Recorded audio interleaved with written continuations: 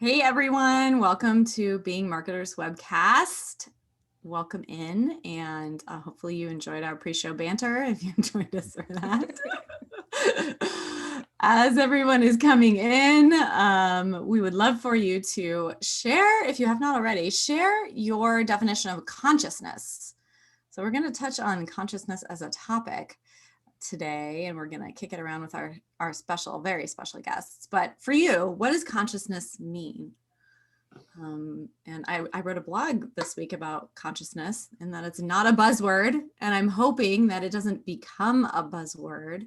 Even if it does become a buzzword, in the grander picture, it is not that. It is not a trend. It is something deep and forever, like an aquifer, something underground, something in the root system that supplies us all. Anyway, I've given my definition already, but I hope people, as you're joining, might jump in there and let us know what you think about consciousness. Yeah, I was on my first Clubhouse last week, and I was asked, why do Americans commoditize like wisdom, like yoga's become, where it's commoditized now? And I said, that's because the United States, you either become a brand, you take a good idea and we turn it into a brand, or we turn it into a cult. Those are the two things. And so consciousness could go that route, which is why we have these kind of conversations, to keep it grounded and real and rooted in at least openness to what the definition is. So I like Stephanie's intentional awareness. That's good. Oh, thank you, Stephanie. I think too, the neat thing about a word like consciousness, a concept like it, is that it does evolve, right? Because as human beings, we evolve, societies evolve, cultures evolve, and so does this idea and the way it strikes us and the meaning we place upon it and live through it. So we have to stay in touch with that, with those ideas, so that they don't become staid, and we can keep them active in our lives in the way that we live. We're already going so deep today. So we'll just off the bat.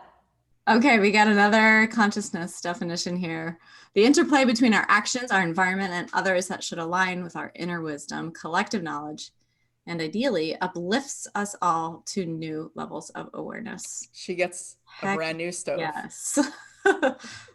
Gold star, Madeline. Awesome. Thank you.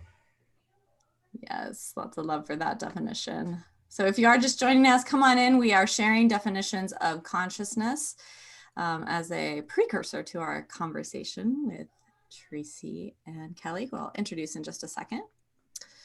But I'll start off by just sharing a little bit about what brought us all here, which is BeMa, Being Marketers. So first off, I am Emily Sikorski. I'm the co-founder and CEO of Root and River, and I am joined by Justin, my other co-founder. Hello.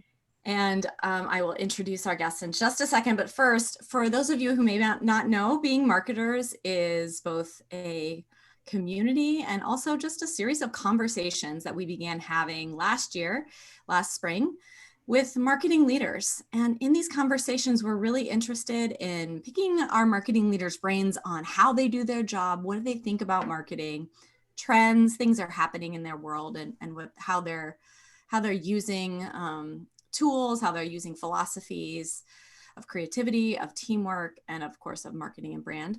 But more than that, and I think most interestingly for me, we like to kind of dive into who they are as people and how they take care of the humans that are powering the brand. Because as you know, if you're familiar with Root and River at all, you are your brand, and it all begins inside of you in that internal system. So Being Marketers, that's what the webcasts are about. We have them every other month. They are open to all. So our next one will be in July, and we're going to have a great guest. And so you should invite people to come and listen in on the conversation and be a part of it.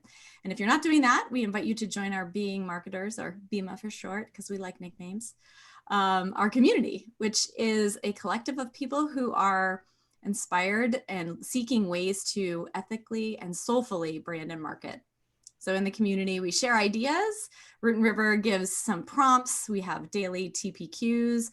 We have weekly brand airs, which are these small little things that you can do to help improve your brand on a daily basis. So we invite you in to check out what Being Marketers is all about. And to find out more, you can go to rootandriver.com, click on Being Marketers, and you'll find all the details there. So with that being said, let's get into it. Oh, one last thing, or a little bit of housekeeping for today's conversation. So as we talk, please drop any questions or comments maybe you'd like us to speak to further into the chat box. We will pause about halfway through our discussion and we'll check in and see what's come up, because we don't want to wait to the end to have that back and forth. So please go ahead and do that as you go. I think Jen Lawhead, our chief of story, is listening in, and so she'll be keeping an eye out, as well as so will Justin and I as we go forward. Okay, let's talk about our guests. I'm really honored and thrilled to have Tracy and Kelly joining us today. Let's start with Kelly. So Kelly Campbell is a conscious leadership coach who helps creative and technology leaders really transform their lives and grow their agencies. So for 14 years, she led and owned a cause marketing agency. And while she was there, she really focused on these P's: personal development, purpose, positioning, people, pipeline, and profitability. Kelly is a keynote speaker at conferences across the country, both from her home and before the pandemic, actually going there. And she's been featured in the New York Times, a Woman Entrepreneur, a Startup on Medium, and Forbes. And she is a member of the Forbes Business Council, so she writes there regularly and participates. As she's currently authoring her first book on the prerequisites of leadership. That's good to know before you get yourself into a leadership position. And she's also the host of Thrive, which is a bi-weekly video podcast, which is sponsored by Work of a Jig, that really is centered on agency owners, helping them navigate personal and professional growth. Here's the connection between our two guests. She's also the co-founder of Consciousness Leaders with Tracy Yates, and they're going to be telling us more about that. But now I'm going to move over to Tracy. Tracy is also a celebrated speaker, marketer, a very innovative voice in the practical integration of intuition and spirit into everyday life, something she calls intuitive intelligence, which I love. She is modern seekers, people who are really seeking, as well as recovering type A's. So think about CEOs and leaders. They come to Tracy and her programs to help them reframe the unproductive patterns they've fallen into and really awaken and connect to their intuition and put it into practice. So for over 2 decades, in addition to all this, she's the founder and CEO of an award-winning marketing agency and has worked with some of the world's most influential brands: Google, Amazon, AT&T, Hulu, big names here, people. She's got some amazing experience there. And she and Kelly founded Consciousness Leaders recently, which is a global curated collective of conscious experts to guide evolving organizations. Was it in April, beginning of April? I'm trying to remember. Yeah. April 1st, I think we launched. So it's brand new. It's a newborn. So welcome, Kelly and Tracy. Thanks for having us. We're so pleased you're here. And so pleased everybody's joined us. So we like to go deep, as you know, in our conversation. So I want to start out by asking you both. In our prep conversation to this, we discussed what marketing has really come to mean. And Tracy, you shared that you saw marketing these days as a necessary evil. Kelly, you shared that you're seeing that marketing is really lacking humanity. I'd love for you both to kind of speak to those ideas. So we'll start with Kelly. Yeah. So again, thanks for having us. We love talking to you guys, whether it's on Zoom, on a webinar, or, just chatting. So marketing. Yeah. It's, I think it's lacking humanity. It's evolved to the point where it isn't what it was set out to do, right? Like marketing was supposed to kind of highlight the pain points that someone was going through or an organization was going through, and then explain how a solution or a product or a service could solve that. And I think what's happened is that it's really become this game, right? Where people are sort of jockeying for positioning, and they're buying fake followers, and they're doing all of these like unethical, kind of immoral tactics that, and again, not everyone, but the bad marketing is what we're talking about here. I think it's just become such the norm to kind of hack into how you can get ahead of your competition and how you can crush it and make 7 figures in 30 days. And it's just, none of it speaks to humanity. So I'm kind of done with it. Mm-hmm. Interesting. Wow. That's quite a statement from you, given that I like just read that bio, and it's just, but it's so fatiguing, right? It's so tiring. I Kind of just think being on there's no intention, like having intention and integrity that. and inside of marketing to me seems like almost oxymoronic at this point. Definitely. Well, that kind of ties into Tracy, what you said about it being a necessary evil. Do you care to elaborate on that? Yeah, and Madeline's like going off in the chat right now, so she can't come through the Zoom and get us, I think. But at the end of the day, I think we're talking about current marketing, right? As Kelly said, we're not talking about all marketing, and marketing is necessary, right? It's necessary to be visible. But at the end of the day, my belief is actually where the North Star starts, right? So there are icky tactics, right? And that's one of the reasons, quite honestly, why we're so bombarded and it's so hard to actually get people's attention. Yes, they're bombarded, but it's also because everyone's using the same tactics, right? And people can see through it. So to me, it really starts from what is the North Star? And generally, the North Star is we got to sell more of X, right? And I'm not quite sure that's the way to authentically market. And that's why I feel like right now it's a necessary evil. Yeah, I think, both of those I felt a while, way before my pre-Emily days, when I'm an accidental brander. I was a corporate sales guy that started a company with some other marketers. And I just started looking at the way things were being done. This is back in 2003 and 4. And the first thing I noticed is that people that were in marketing seemed very out of touch with where money comes from. Mm-hmm. That the whole point of marketing is to generate sales. I mean, and you want to do that ethically, of course, but that's the point. It's not about just brand awareness or winning an Addy, or something like that. It's somewhat irrelevant. And what struck me about this topic of consciousness and marketing, everything is if we look at it at a macro level, the higher your consciousness, the more you raise your consciousness, the more obsolete old tools become. And so it's really a matter of what are the tools that we need to use as marketers and branders that are more in alignment with consciousness. And one I would throw out is storytelling. Mm-hmm. Storytelling will always be probably the most powerful. Storytelling and word of mouth, which are kind of hand in hand. Always relevant. It's like a black suit with a white shirt and a black tie. It will always be cool. Storytelling will always be cool as a consciousness tool. But a lot of the other stuff is either commoditized or it's manipulative or both. It's so interesting because, and Kelly mentioned it too, is, and I see a lot of this on Instagram, is, all these coaches, right? Life coaches and consciousness coaches. But, they're talking about is like making 6 figures in X amount of time. And,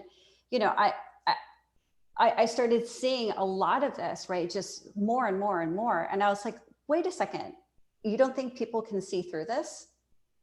So I think it's just also going back to the lack of authenticity, right? And so anyway, yeah, it's just, hopefully, like you said, it won't become commoditized.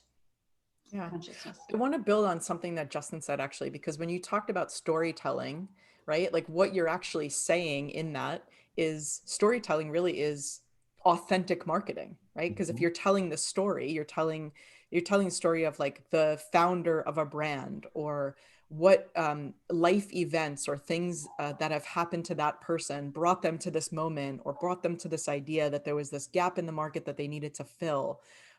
Or they wanted to serve a particular audience, right? So that story of the founder or the leader or the owner of the organization becomes then the brand narrative for the company. And that essentially is storytelling. But for me, I would consider that conscious marketing, right? I mean, this is all what this conversation is about. But most people don't look at it like that. They look at it like, well, who are our buyer personas, which is important. How can we market them? How can we create resonant language for them? I do all of this stuff. So it's not that I don't believe in it. Like we do need it, back to the necessary evil. But there's this, I think, historical lack of genuine authenticity in that, right? Like in those stories and as part of that narrative. So, I mean, that's what you guys do. You guys are the experts on that. Well, I want to jump in there because I think this is a question that I have for both of you. Tracy, you talked about having that North Star, and Kelly, just talking about authenticity and how that can really help guide an entire brand. But for each of you as individuals, you've been leaders of agencies, you've created work, you've done marketing. How do you, what's one thing that you can share with our audience that keeps you rooted in your authenticity? Like, what's the balance point, or what's something that you have tried to center on or came back to when you found yourself sort of getting further from your root system, as we would say? That's a really interesting question. Do you Yeah. want to go first? Okay. Or I'm trying to think. No, I'm just trying to. So, I mean, I've always felt that from my own personal values, I've always been connected to them. And the work that I did, I never felt that I stepped away from them. But I think, when working with clients and I work with big corporations, right? Big brands. I've always found, and this authentically just works for me, is that when I do have an authentic conversation with my client, and I really share, well, this is the why, this is the thinking behind it, this is why strategically it makes the most sense. And when I come at it from an authentic place, rather than a place of trying to selling, it actually gets heard right away and it feels very natural. So that's how I approach it. Yeah. For me, I think it was a little bit more personal. When I first started my cause marketing firm, I was really young. I was like 22 years old. I had just come out. I was kind of like feeling my own skin, my own comfort level and all of that. And I had a client early on who made it very clear that if I wanted to be in the business world, that I should probably dress a little bit differently, maybe not be so obvious. I have tattoos, right? So like maybe I might want to cover those. And so, from the very beginning, that felt so violating for me to be forced into a situation where I couldn't be myself. I couldn't have my own self-expression. And so I remember driving away from that meeting, which I did get the client, by the way, but I remember driving away from that meeting thinking to myself, I will never again try to wear a blazer in order to cover my tattoos. I will never take my eyebrow ring out again. I will never try to fit into a mold that didn't feel right, because I can get the client either way. And on top of that, if there's a client who doesn't want to work with me because of who I am authentically, and my comfort level with that, then that's clearly not an ideal client for me. And I have sort of stuck by that for the rest of my career. And it's the one thing I can look back on and actually thank that person for sort of highlighting that for me. And interestingly and ironically, they were a client all 14 years I had the agency. They were one of my very first clients. And when I sold the agency, they were one of the clients that transitioned over to the acquiring company. So yeah, it's... Well, you touch on something there, Kelly, that I think is huge because, well, most unethical behavior, I would say maybe 90% of unethical behavior is a survival response. So you go back to sort of the anthropological view of, why people do unethical things. It's usually because they're in some deep state of scarcity. Well, I think what produces that is that everyone's being told that you have to be something other than you are. And sometimes it's like, well, we want to be the Uber of toothbrushes, or something like that. Like it's that kind of identity crisis where they don't really know who they are. So you pick a brand but it's deeper than that, down to the personal identity of who you are. And so I love the story that you told of the fact that it awakened this awareness in you that you're not going to do that. And then it informed your behavior, because now whatever you're doing for marketing is always about being who you really are, being who you truly are. And we have this phrase as our root belief: all great brands are spiritual experiences. And we often, when we get into, the ebb and flow of entrepreneurism and everything, the thing that Emily and I say to each other is we're doubling down. Let's double down on spiritual, Because as soon as you start to drift into, well, let's let the market define what we are, Right. you've lost your way. Yeah. So that's a beautiful story. Yeah, thank you. I think, that brings up a good point. I think we're in times right now that are so volatile and so dynamic, and we've experienced so much change that is still going on. So there are a lot of brands that are coming into this space. And I think for the first part of the pandemic and the lockdown, they were really just shutting down things like marketing. They were shutting down communication because of fear of what to say. And now we're seeing, particularly with some political brands kind of getting involved even more politically, new brands becoming politically active. So we're seeing people and brands venturing out and being part of what's going on in the culture. And then we see other brands sort of pulling away. So I'm very curious to hear from both of you how you see these cultural shifts impacting brands. And then, the good, the bad, the ugly of how you see brands doing this. And what can you share with our audience about how to maybe go about engaging that way? And what are you seeing that concerns you, excites you, what have you? Yeah, so there's two things that I would highlight as like examples of companies that I think are doing this right and companies that are clearly doing this wrong right now, very recently. So, as people kind of start to return to the workplace, there's all this question mark around how is HR going to deal with fielding questions around vaccine status and policies around that. And a lot of employees and employers are worried about the implications of all of that. And one of the things that I saw GM do recently, which I thought was brilliant, was basically they came out with a very simplistic message: work appropriately. And what they meant by that was, I mean, they didn't say it in so many words, but what they meant by that, if you extend that conversation and really, understand what is behind it, they're valuing their employees. They're treating them like adults. They're treating them like humans. And they're saying, look at the situation, assess it for yourself. If you feel more comfortable working from home, if you feel comfortable going into the office, if, you want to wear a mask because of who else is going to be in the office that day, whatever the situation is, work appropriately for you and the other people for the greater good of all of us. That's really what that meant. And for me, that is sort of the sign of conscious leadership. I love this idea of treating our employees like adults. We don't have to be so rigid and so defined and so fear-based when it comes to policies.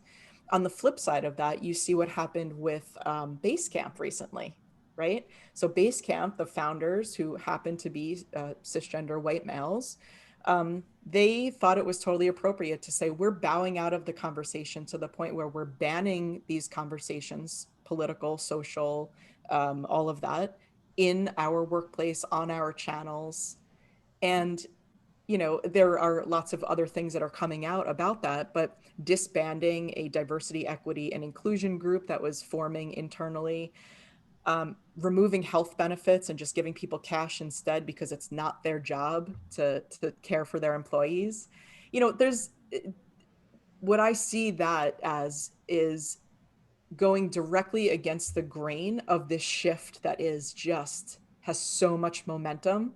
It's really hard to be on LinkedIn or actually anywhere online and not run into this conversation where employers realize that it is absolutely their responsibility to have these uncomfortable conversations, to create safe spaces for their employees, to lean into giving them the benefits and the support for their well-being. I mean, on and on and on. So I think that that's kind of the future.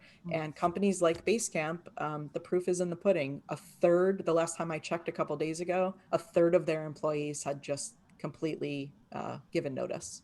So these are the implications. You don't actually have an option not to do the right thing anymore. Yeah. Tracy, you've worked with very big brands that I listed in your intro. What's your experience inside of those organizations, or working alongside them and their approaches, and what do you see happening? How do you see a brand continuing to be relevant and part of those essential conversations? Yeah, I mean, to add on to what Kelly was mentioning, I also see it as, and I don't even have a better word for it, but as taking a more humane approach, right? And looking at what truly is valuable to people, right? The folks who work for you, because, a brand doesn't exist without its customers and without its people, right? And I think that that's a little skewed for the most part. I don't think a lot of big corporations necessarily think that way. So I think it's about being more humane, and valuing things that are important to people. Bumble just, I think this was a few days ago, they announced that they are giving all their employees a week's of vacation. They're actually closing their business. So no business is going to be done for an entire week.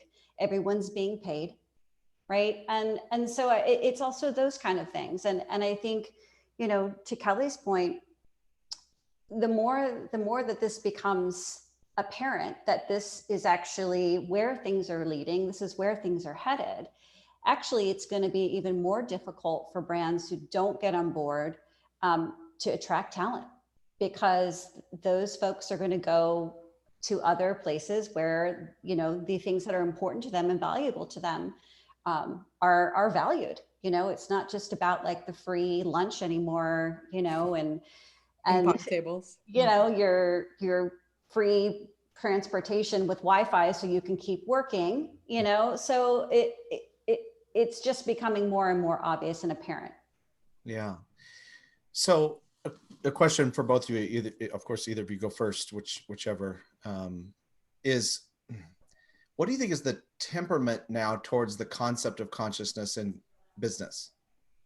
What's the general reaction that you get when you go out and talk about consciousness and just your regular everyday corporate executive? How do they respond? And kind of a second part to that question is, when they don't get it, what are they missing? What are they not seeing? Yeah, I'll go first. Because that's what I do all day, right? I talk about consciousness, I talk about intuition, and I think, we all had a conversation a couple weeks back, and I was like, I think I said something like, I'm the least woo-woo person on the call, right? But, and so I think the problem is there's just a complete misunderstanding. There's a lack of education. That's what I see the issue is, because I believe that the majority of people want to do good. They want to contribute. They want to do good for others. They want to empower others. I don't think that's an unnatural state, not being in that state. So I think, to me, when I see that, I find it to be a lack of education. And so I generally will start there to help get people, closer to my side, if you will. Yeah. And from my end, I would say that I don't get so much pushback or question about what does that mean. They're just like, yeah, that makes sense, right? Tell me how it's good for business from a bottom line standpoint. Like, because I agree with you. Like, yeah, we should treat our employees well. We should do all these things. Like, yes, yes, yes. What they're not thinking about, or what they're thinking about incorrectly, is that this is not a box checking exercise. Yes. And this certainly is not a profit first thought process. If you think about the idea of money following value, you realize that profitability is a lagging indicator, right? So just like you wouldn't have this idea that you wanted to lose weight and you'd step on the scale every day and look at the number and wonder, like, why is the number not going down since I'm, especially if I'm not taking any action, right? Like, there has to be an action that is taken. And for me, the action that's taken is to value your employees, to really, to use your word from before, double down on this idea of supporting them in all of the ways that they need support, financially, emotionally, spiritually, mentally. I mean, you name it. Then they will stay longer. Their work will be better.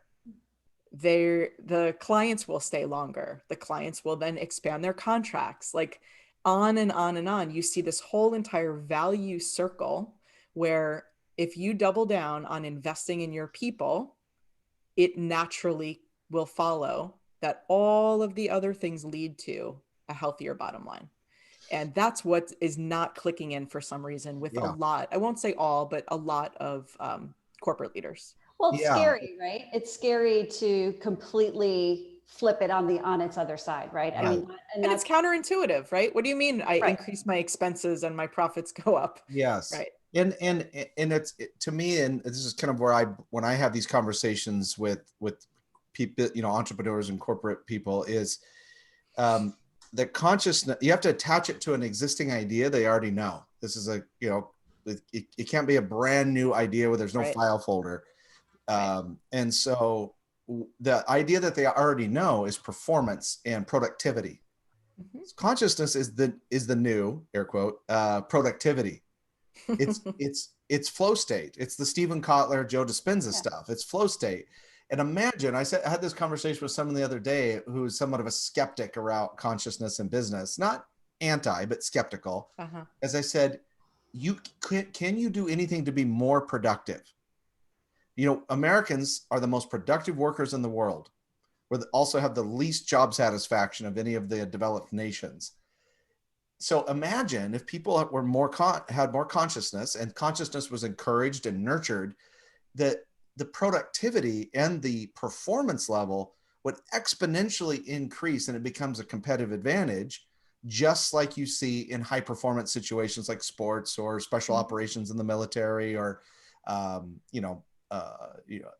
neonatal surgeons, people that are doing like really intense shit, that flow state that they can get into. Imagine doing that collectively as an organization. And I don't know of anyone that kind of has made that full on connection between like performance and consciousness, and how they are interwoven. Well, I think too, and it goes back to the education, is that, when you talk about consciousness, and we ask this to people on the call when they first join, well, what does that really mean, right? And so I think at the end of the day, it's really understanding that consciousness actually is our natural state. We've been programmed and conditioned not to be in that state, right? And so it is, I see it as really as a reprogramming, like the unlearning and relearning, however you want to talk about it. And that can be big, right? That can be a big undertaking if you don't understand it. So I think, consciousness is really our natural state. And that's honestly where, and I'll get a little woo for a second, but that's really where manifesting works too, right? And at the end of the day, that's what we're talking about, right? The flow state and being able to manifest, and hyper productive, hyper creative. So it's all intertwined. Yeah. The other thing that you can say from an application standpoint that corporations are leaning into right now because of social and market pressure is that they're bringing in a lot of diversity, equity, and inclusion consultants, right? Because what we want at work is belonging. And so, you have a situation where talk about unlearning, right? Like there's systemic racism inside of organizations, because organizations are comprised of people, and people of all different ethnicities and colors of bodies and all of that, right? So they're leaning into this idea, and they're realizing that, oh, wait a minute, a 45-minute workshop isn't going to cut it, right? So they're leaning in to realize, not only is that like counterintuitive, it's actually not what our employees want. Our employees do want an ongoing commitment to unlearning, to being re-educated in a way that kind of goes against our cultural norms that have been going on for well over 400 years. So yes, it is hard work, right? Like it's a commitment, there's dedication, but it's also possible, because what you see on the flip side of it, to use your point before, Justin, about using corporate language, is that you're seeing organizations who are experiencing way more collaborative conversations, way more open dialogue, way more innovation and creativity in their organizations. You could also call that productivity or performance, right? So they're realizing all of these benefits by doubling down into making sure that all of the people on their teams are feeling seen, heard, understood, and valued.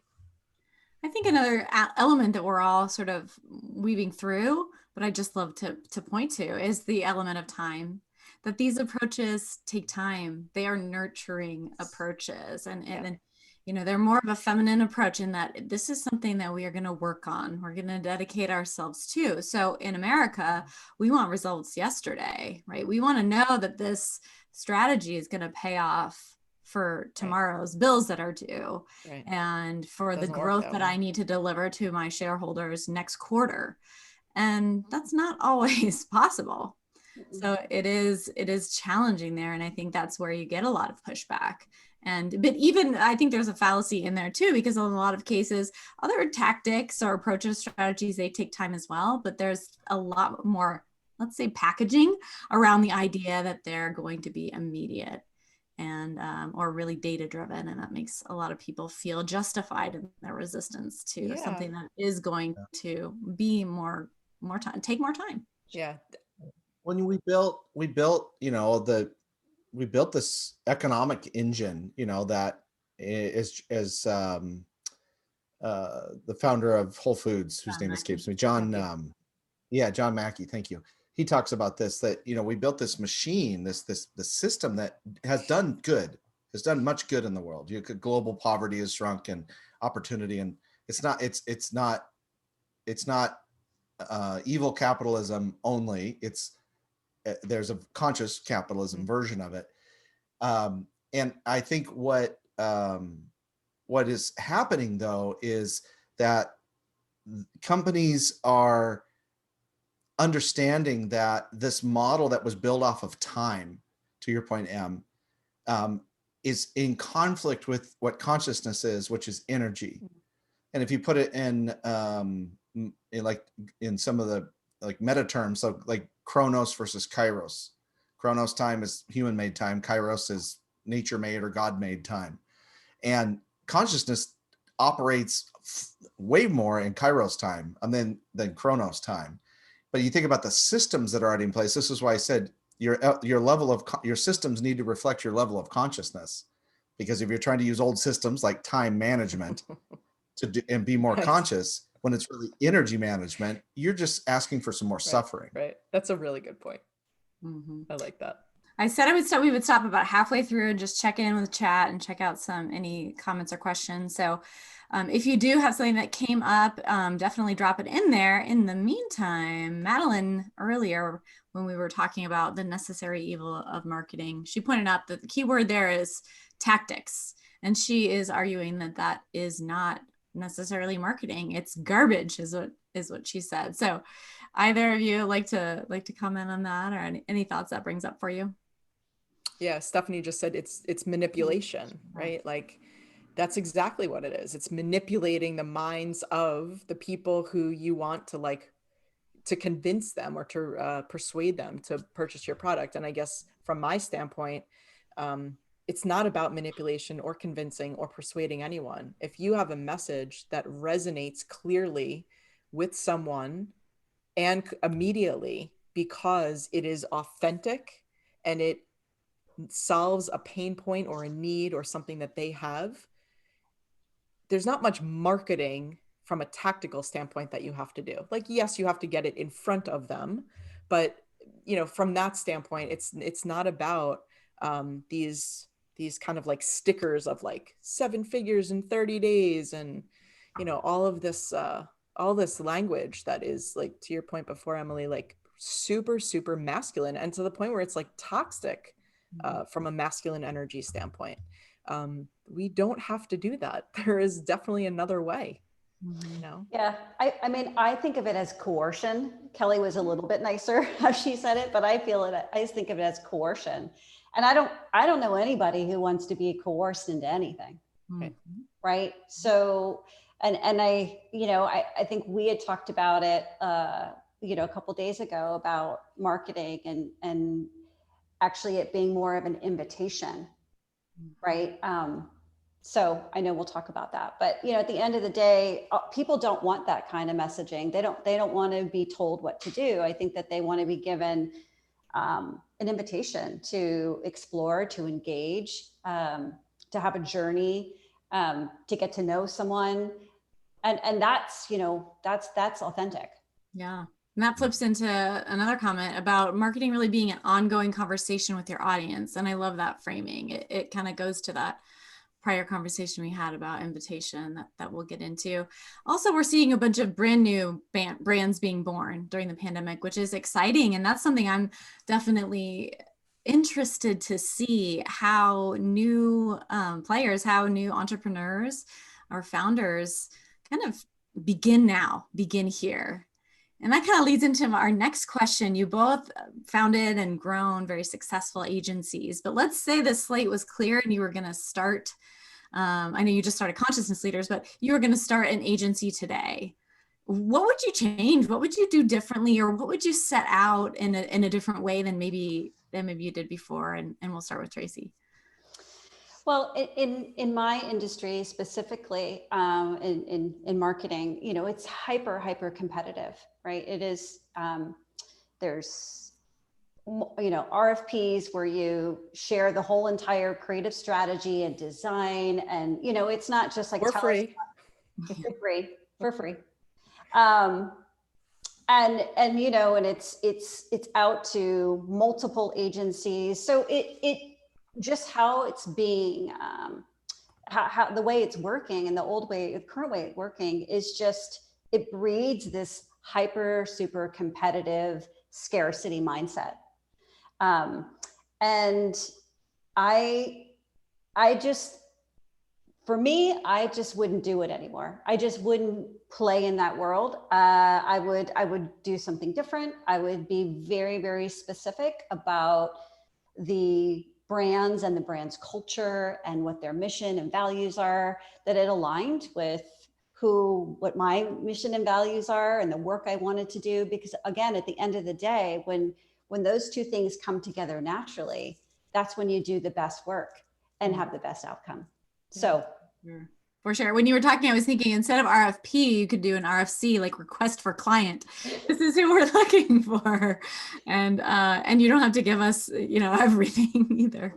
Yeah, how do you undo and come up with new systems? I think that's what's exciting about this new time, and founders who are going to come in with a totally different level set, so to speak, of what they're looking for.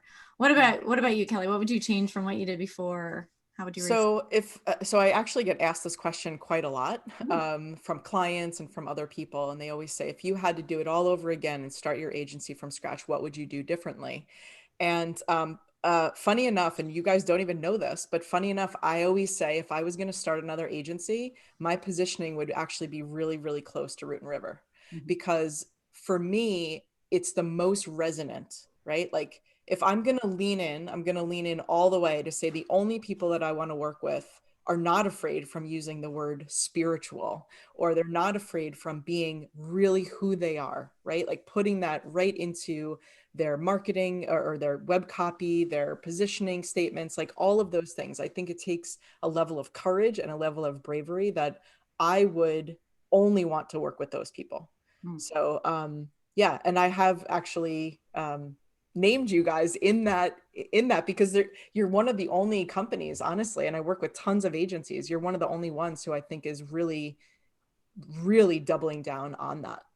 There are maybe a couple of other ones, but not pushing in and leaning in and using that messaging to the strength level that you guys are. So yeah, I would. That's very affirming. Thank you. Yeah. So thank you for that. Wow. Give me the tingles. Yeah. And so someone's listening to this or watching this and they're like, all right, I get it. I want to be a conscious marketer, whether they're in marketing or they're a solo entrepreneur, mm-hmm. whatever. So they're committing.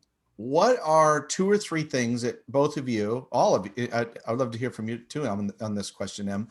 What are 2 or 3 standards or must-dos or must-haves that are like, all right, you want to be a conscious marketer, you need to do these 3 or 2 things, 2 or 3 things. What would you say to that? I'll throw one out there to start. I would say that if you're not in 100% integrity and always coming back and using your core values as your sort of checks and balances, then you're probably not doing things the right way. So being in integrity, like fully, I don't mean just mostly, I mean fully in integrity. And then coming back to those core values, checking every single thing about against those core values. To me, that would be a conscious decision, conscious marketing. I would say, on top of that, I would say empathy. And empathy is it's a bit different than compassion, right? But coming from a place of openness, being able to hear, being able to take in information that's being shared with you, whether you necessarily agree with it or not. That to me is a sign of a conscious leader, is empathy. And you know, I've seen people that I've worked with where they become such great leaders. They were already great leaders. They've become such better, greater, I don't know what, amazing leaders, because they've changed so much themselves, and they can bring their full self, authentic self to work. And it's organically just gets passed off to everybody around you. Like you don't even have to try. So anyway, so I would say empathy. Right. A good one. You say Two popped up for me. One of them is one of our Written River standards, which is find the flow and F the formula. So if you're going into this, you have to be able to tap into your inner wisdom, and that doesn't mean that the outer pressures or resistance goes away. The formulas will always lure you in because they're seductive and like they look easy and pretty, but you have to really continually, as a practice, tap into that inner, find the flow of it, find the flow of the client. You know, even when you're doing your work, you feel pulled in a strange direction, like follow it. Try not to talk yourself out of those instincts is one of them. The other one for me is wholeness, as in like, you know, some days you're going to be off, and that's just as relevant to the conversations you're trying to have with your audience as the on. So show the world both. Yeah, I think I love all of those. I would add that consciousness as a practice begins with yourself. And so not having a contemplative practice, even if it's 2 minutes of meditation and a couple of bullets in a journal, to try to be a conscious marketer, a conscious entrepreneur without doing the inner work yourself is it's going to just make it much more difficult, maybe even impossible. And then anything, to me, anything that would cause you to drift from your core self, so that's a mindset thing, primarily related to your own worthiness. I struggle with this a lot. I struggle with still, you know, I'm sort of wired for threat and conditioned by trauma. And when you're wired for threat and conditioned by trauma, consciousness is a threat unto itself, because you realize that none of this shit really matters, that I think is important because of those two things. And so I have a tendency to, you know, if there's a great temptation to go over into that side of manipulation, because your ego mind justifies it because we got to eat. And I have to be able to consciously step back and go, operating in integrity. I think Kelly, I don't know if that was your exact word, but operating in that space of integrity is, you can't really mix consciousness and deceit, not for very long. And a lot of that starts with believing my own bullshit stories, you know, like related to unworthiness or lack of value, or nobody cares about any of this stuff. And that's consciousness is this essentially a constant a constant tool for battling you know, trauma responses that many of us have. Yeah. So what I also hear you saying in that, which definitely resonates with me, is that in order to be a conscious marketer, you have to be a healing leader. Right. There's a component of healing, self-healing in this. Mhm. So Absolutely. I think that's a conversation that's hopefully going to be coming up more and more. We mentioned like Oprah just has a book out that talks a little bit about that. I think it just hit the #1 bestseller list today. So yeah, there's a lot to this. This is juicy. It is. Speaking of consciousness and speaking of consciousness leaders, you both founded this. You came together. You've actually still never met in person, right? This is just coastal via Bi-coastal. Zoom. Yeah. So you have obviously the power of this idea of consciousness leaders. Share a little bit about that spark. If you'll like take us inside of like, when was the moment where you're like, yeah, let's do this? Because I always love to hear that story. And then share maybe a little bit of the vision so that our audience can understand what it is all about. Yeah, Okay. you want me to take the first part and you I take was going to say, I'll vision? take the first Okay, part. great. Go for it. Do it. So Kelly and I, we've known each other, maybe at least 2 to 3. Something Yeah, like that. some 2 to 3. I'm not exactly sure. Anyway, we first met because Kelly and I were working together when she was an agency coach for me, for my marketing agency. So that's how we originally got together. And I think we worked together in that role for about a year. And then at the end of working together, I was kind of like, I'm not really sure I want to do this anymore. So I, my brain was already there, and just then kind of trying to figure out like what it looked like. So I think, right, like maybe early 2020, Kelly and I were talking, and I was like, so, I'm thinking about doing this, and you were starting the new I was coaching and consultancy. Yeah, starting Mindway, and I was like, so, but I think there's something. And she was like, are you going to say corporate America? And I was like, yeah. So that's how it all came together. And we did try to meet in person once in New York, but it just didn't happen. So we've tried. It just hasn't come together. Yeah. And just to kind of build on that, it was, I guess it was just like thinking about things around the same time. And you just have that like spark of conversation where I had been looking at what was kind of happening in the world, obviously like midst of the pandemic, the George Floyd murder had just happened.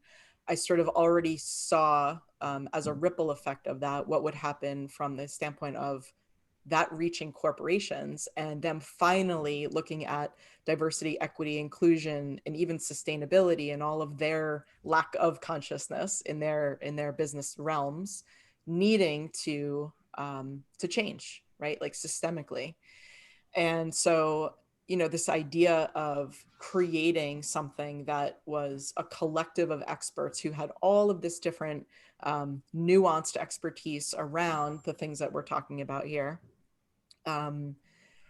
creating that collective and essentially filling a gap in the market, right? Because we all love Google. It's actually how Tracy and I met. She ran a Google search and there I was. And so we know that people use Google to find things like diversity and inclusion consultant near me.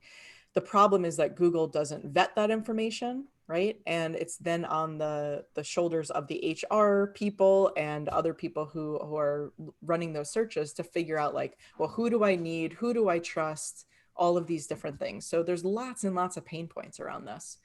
And then back to what we said earlier, there's a mindset of like, we need to just check a box and have a 45-minute workshop about, how we can unlearn racism in our organization, which clearly is not how you do that. So there's a little bit of education that's happening. There's a lot of employees internally who are speaking up and saying, I want to be valued. I want to be seen. I want to be heard. I want to be supported. And then there are people from the standpoint of sustainability and climate change who are saying, as consumers, you can't continue to operate this way, right? Like, I'm not going to buy your products if you don't care about the environment, because it impacts everyone. So if you just want to boil it down to like caring about people and caring about the planet, organizations, we're talking about corporate here, but organizations need to step up. And so we have this collective that has a group of experts that can help organizations with that. And we've gone through the process of finding them from across the globe, vetting them, bringing them onto the platform, and facilitating collaboration between them so that they can do their work in the business world and beyond. So yeah, that's kind of the vision. It's really just to raise the collective consciousness and raise the visibility of all of these people so that we can create a more harmonious world. That's what it's all about. We can contribute to, you know, what we were talking about today, right? Through this, through consciousness leaders. And yeah, full disclosure, Root and River, Justin and I, we are part of it. We're so founding members. So happy to be you're part of the first 30 who are on the site. Oh, it's just a total honor to be in their company. These are some incredible people. If you're listening in, you should go to the website, just check them out. Like you can do searches and see all the areas of expertise where they hail from across the globe. It's really amazing what you have so thoughtfully and intentionally put together. And I honor you both. I'm grateful to you both for doing that work for us, for the world. Mm-hmm. Thank you. Yeah. So I have a I guess would be a wrap question that wasn't in any of our prep stuff. So I'm coming in with something surprising here. What do you struggle with related to consciousness yourself? What's an area where you're like, man, I'm always fighting this demon? What would that be? For me, it's committing to, I love the word that you used, practice before, specifically a contemplative practice. I do have a Buddhist psychology and contemplative science coach that I've been working with for many years.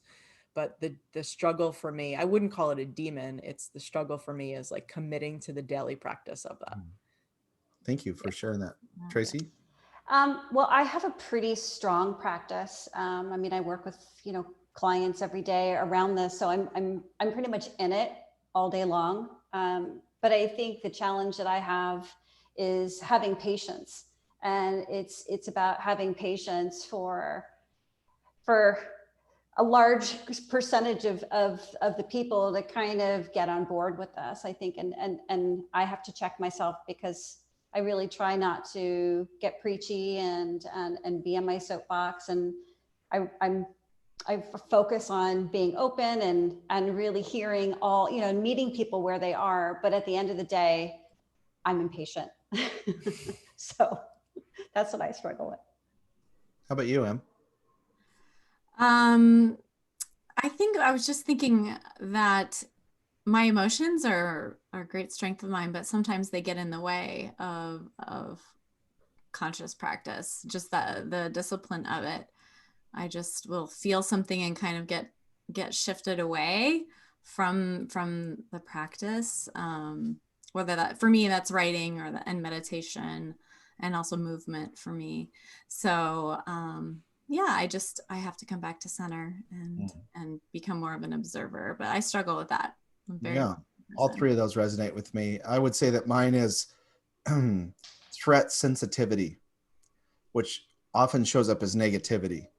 Even if I pretend to be optimistic, in my head, I'm like, this is going right in the shitter, like super negative. I mean, I remember every 6 months or so, but certainly at the end of the year, Emily and I, we do a partner retreat, and we ask two questions, which is, do you want to keep doing this? And the second question that we ask is, how can I be a better partner? And at the end of 2019, on a hike in Austin, Emily was in town here in Austin. She said, I asked that question. She said, you could be a lot less negative. And I still struggle with it. And negativity seems quite incompatible with consciousness to some extent. So anyway, that's mine. I'm gonna follow up with you offline about that. I'm really curious about that. All right, deal. I actually said that to him a year earlier than. But that's the lagging indicator. Probably that amount of time for Tracy talked about, I think it was Tracy that talked about profit as the lagging indicator, or I can't remember what it was, Tracy or Kelly. Profit is the lagging indicator. My lagging indicator is that Emily said something a year, and it took me a year ago. It took me a year to get to it. So, It's okay. I practice patience. I try, Tracy. It's definitely a masculine trait on my part. Well, this has been amazing. I want to respect everyone's time, and we're so grateful, Kelly and Tracy. Thank you so much for taking your time and joining us, and for all of our guests for being part of this conversation and sharing your comments. And again, please join BeMa if you haven't, and we can continue the conversation we did record today, and we will post that in BeMa, and we'll send it out to you also if you have registered. So thank you all very much, and look forward to staying connected. Thank you, Kelly. Thank you, Tracy. Thanks for having us. Right, good to see you. Bye. Bye-bye.